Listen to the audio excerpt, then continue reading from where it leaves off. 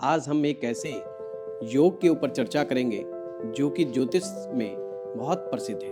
इसका नाम है केमद्रुम योग। केमद्रुम योग वैसे तो जीवन में कई तरह की समस्याएं देने वाला है, परंतु सबसे पहले हम लोग समझने का तो प्रयास करें ये केमद्रुम योग होता क्या है और हमारी जन्म पत्रिका में किस प्रकार से इसका निर्माण होता है। आइए वन बाय वन समझने का प्रयास करते हैं। 25 वर्षों के अनुभव के साथ 2026 में मैं आ रहा हूं आपको पूरा 1 साल का कोर्स सिखाने के लिए। जी हाँ, ज्योतिष सीखना है तो दिए गए लिंक पर तुरंत क्लिक करें और कॉल करें।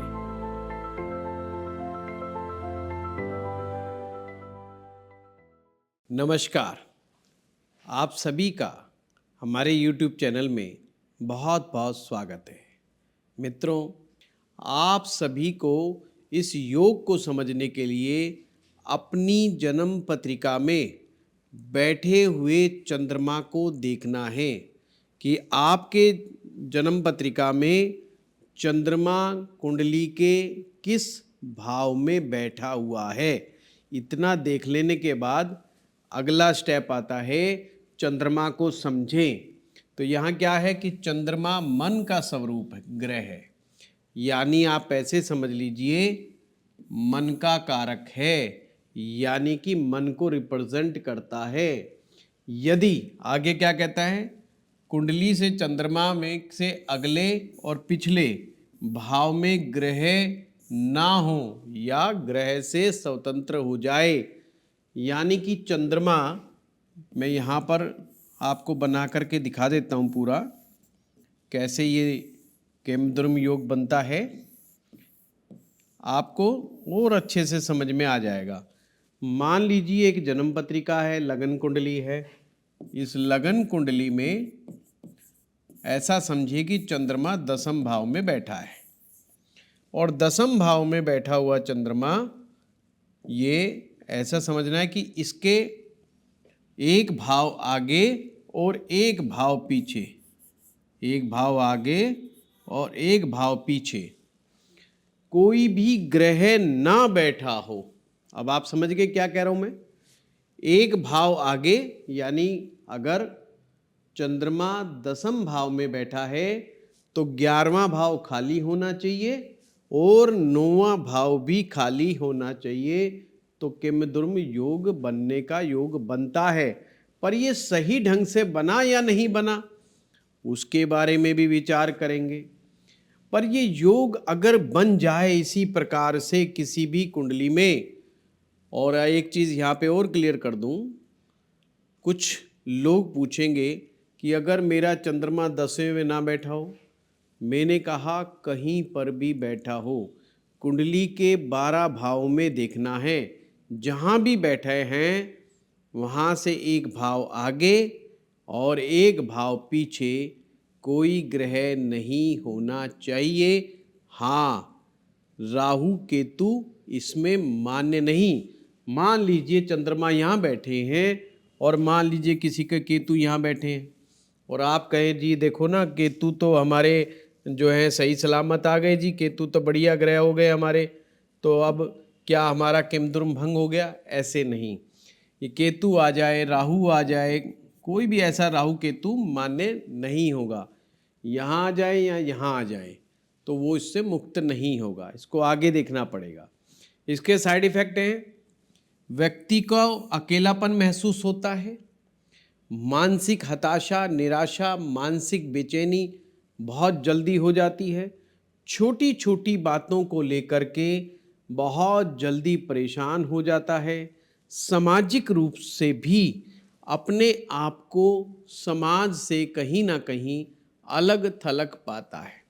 या आप ऐसा भी कह सकते हैं, ऐसा व्यक्ति अपने आप ही उदास रहता है, अपने आप ही निराश रहता है और उसे खुद को भी नहीं समझ में आता कि ये मुझे परेशानियां क्या हैं।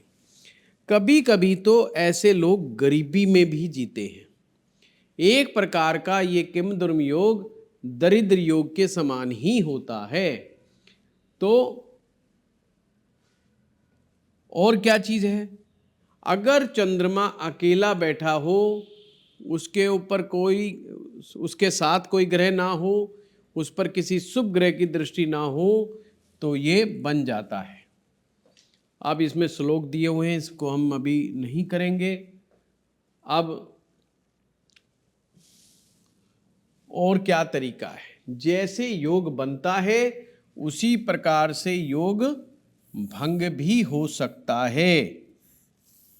पहली सिचुएशन में हमने बताया कैसे योग बना, अब हम बताएंगे ये योग भंग कैसे होता है। अब कुंडली में चंद्रमा यहाँ पर बैठा है 10वें भाव में, उसके राइट और लेफ्ट कोई भी ग्रह नहीं बैठा है, खाली बैठे हुए हैं।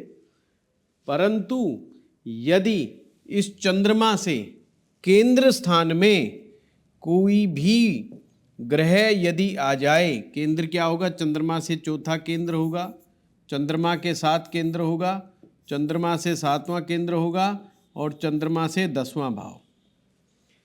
यानी कि चंद्रमा आपकी जन्म पत्रिका में किसी भी भाव में बैठा है, यदि उससे के चौथे स्थान पर, 7वें स्थान पर, 10वें स्थान पर या चंद्रमा के साथ कोई भी ग्रह यदि बैठ जाए तो किम दुर्म योग भंग हो जाएगा।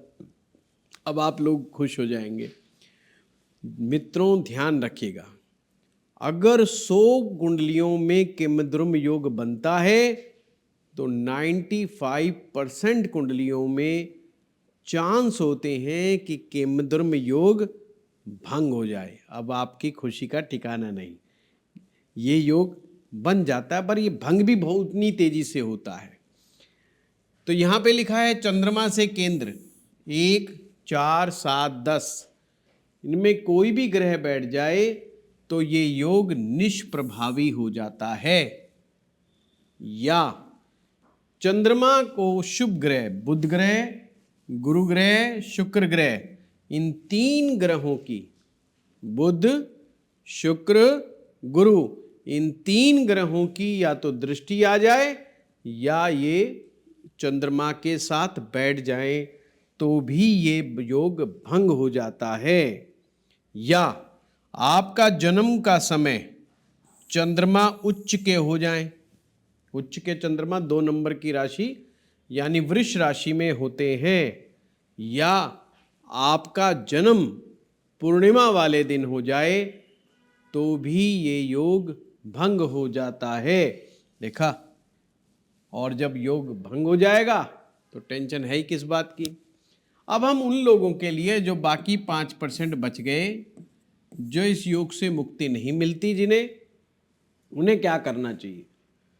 सोमवार के दिन विशेष रूप से चंद्रमा की पूजा करनी चाहिए। चांदी के बर्तन में जल भर के रखें और पीते रहें, और माता पिता का आशीर्वाद लेना ना भूलें। विशेष करके माँ का आशीर्वाद चंद्रमा के लिए बहुत फायदेमंद होता है। सामाजिक संपर्क बनाए रहें, कभी एकांत में ना रहें, अकेलेपन में ना रहें। यदि डिप्रेशन महसूस होता है, अपने डिप्रेशन की बात अपने मित्र से, अपने परिवार वालों से जरूर बताएं। हो सके तो किसी अच्छे चिकित्सक को दिखाएं, किसी एक्सपर्ट से मिलें, और जो भी थेरेपीज़ होती हैं उन थेरेपीज़ को लें।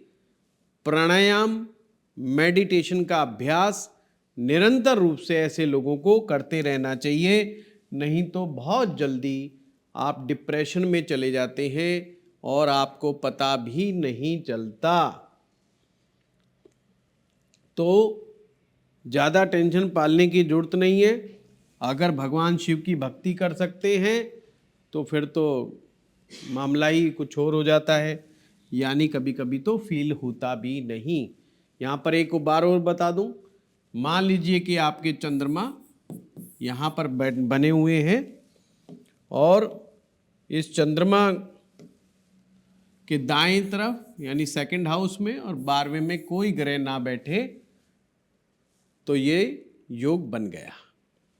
पर यदि चंद्रमा के साथ कोई ग्रह बैठा है, खास करके शुभ ग्रह हो तो बहुत ही अच्छी बात है, नहीं तो चौथे, सातवें, 10वें इन स्थानों पे अगर कोई केंद्र में आ गया तो ये योग भंग हो जाता है।